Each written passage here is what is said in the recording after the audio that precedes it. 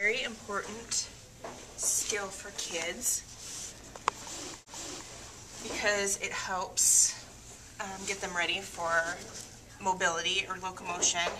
Moving, pushing up helps with the crawling. It helps strengthen the back and the neck, which you need for upright posture and for walking. Let's try getting you up here just a little bit. And for kids that have a hard time pushing themselves up, they're a little bit weak, to kind of help support their belly a little bit to make it not as much work. You could put like a blanket rolled up underneath their arms, or you could put them on a boppy pillow, or sometimes we use like a wedge at therapy. And from going from being on their tummy is the next skill, kind of work up onto being onto their hands and knees. And you can kind of just start out with supporting underneath the chest and let them have breaks and work on pushing them up, their arms up, and make it as much of their work as you can. You don't want to be doing all the work for them, but you can kind of make it a little bit easier while they're still learning. Take a break. One important thing too is if your child has some special health concerns, is to make sure that you've talked to their physician as far as restrictions for certain positions. Some positions might be hard for a kid that has some issues with their tummy, or kids that have trachs have different concerns. Some kids with hydrocephalus that have really severe hydrocephalus and have poor head control. Sometimes different positions put them at risk for some complications with that. So all of those kinds of things are important. Kids with Downs too have issues with loose ligaments, which can also affect their head control. And those are all things important to discuss with your doctor. But for moving from kind of being on the tummy and doing some rolling,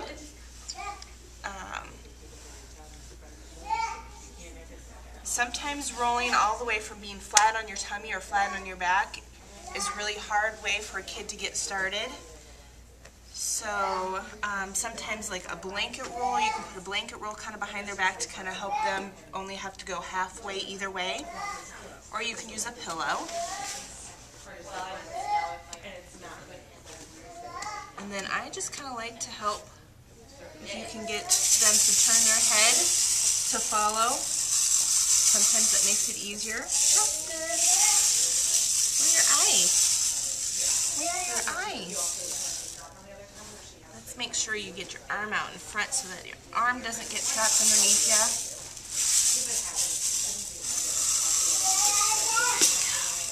Where'd it go? You can kind of have them watch something and turn their head. A lot of times kids will lead with their head for rolling when they start.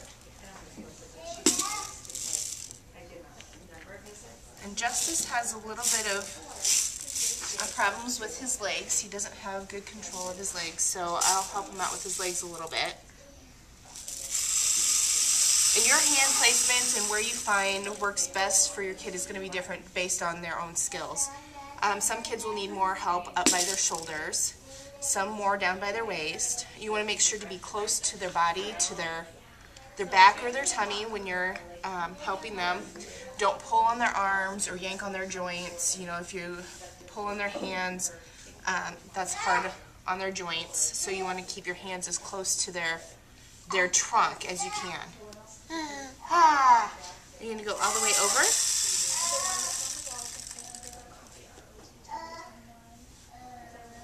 Let's go up onto your elbow. Go up onto your elbow. Go. Yep, can you push up? Can you push up? Push! Good. Okay, you know what? I think we should try pushing up to sitting. You know, make sure you keep your legs out straight.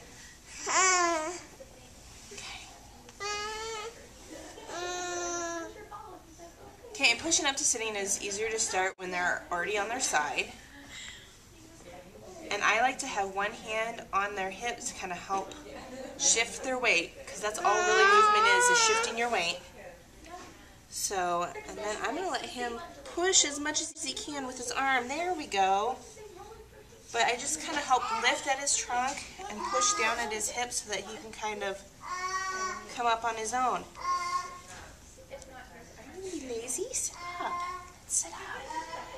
And then to help out with some sitting, to help him, he needs a little bit of help with his balance. He doesn't quite have his balance quite all figured out yet, and his protective responses aren't really effective to catch himself from falling. So I like to put a little bit of support around him. And you can either use like a body pillow, if you have one, otherwise a large blanket rolled up. Should get you in here. And then this gives him just enough support that if he goes back, he's not going to clonk his head. And if he goes to his side, he can kind of push himself up, but I'm not going to leave him and walk away from him when he's in this position.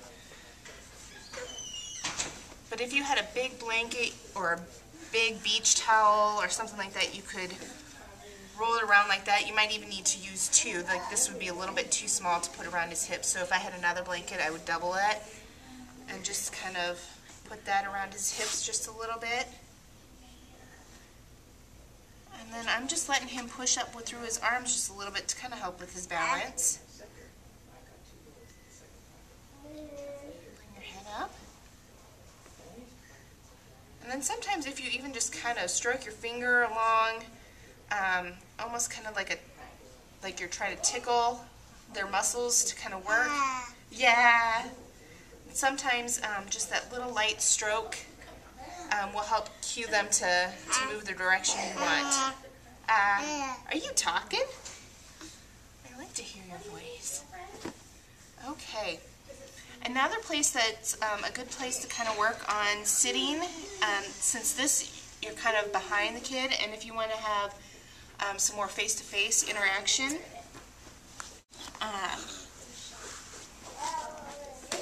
like a corner of your walls, and if your couch cushions come off, you can kind of set your couch cushions up in the corners like this, or even sitting the kid in the corner of the couch between the back and the armrest, and as long as you stay in front of them so they don't nosedive off, that's kind of another good spot to sit. Let's get you tucked up in there, because this will allow them from going too far to fall on one side or the other, but it still allows you to be in front so you can play face to face with them. Go.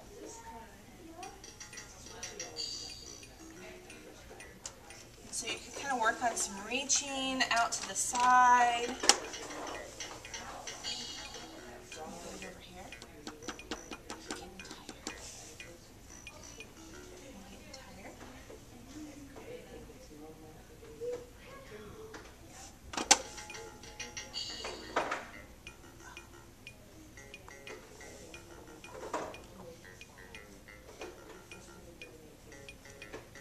And having a kid work on sitting and then reaching out to the side is going to help develop their balance, trying to get them to come back up into the middle then after they've reached.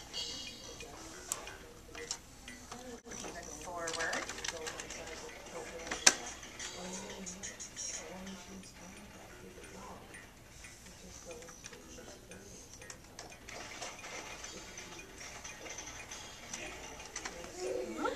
There you go. And as their balance improves, you can work on scooting forward away from the wall, or the corner just a little bit. And they really have to work on holding themselves up a little bit more. They've got more room that they can go side to side, but it's still a safe environment. So if they would go to tip just a little bit, you're just going to chill there, huh? But if they would go to tip a little bit, they still have padding or cushion to stop them from falling and getting hurt.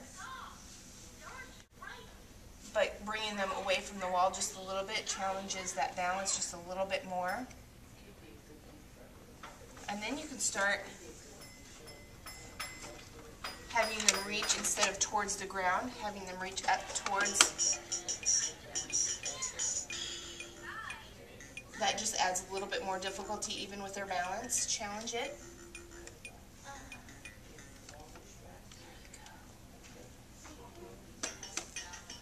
Alright. You know what? Let's try this. Some tummy time, or even being on hands and knees, is to use your own body as their support. So you can like use your leg and have the kid rest over your leg, and you can tuck their legs up underneath them to kind of help out with some of that hands and knees. Ooh, should we get you a toy? Uh-oh. And what I'm looking for again here is him lifting his head up and really trying to make those muscles in his back tighten up.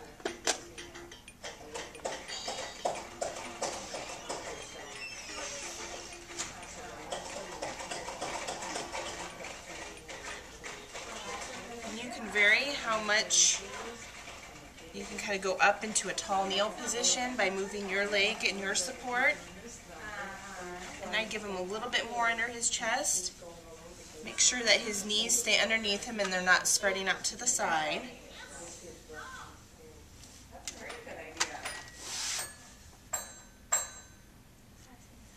But this is one of those transitional positions too that kids will need to have to be able to get up from the floor to standing. Push, push, push.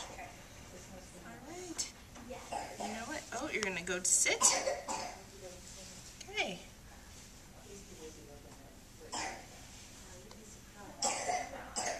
And I try to let the kids do as much on their own as possible and just help guide using my hands so that they stay safe. And I think that's about all I have with Justice.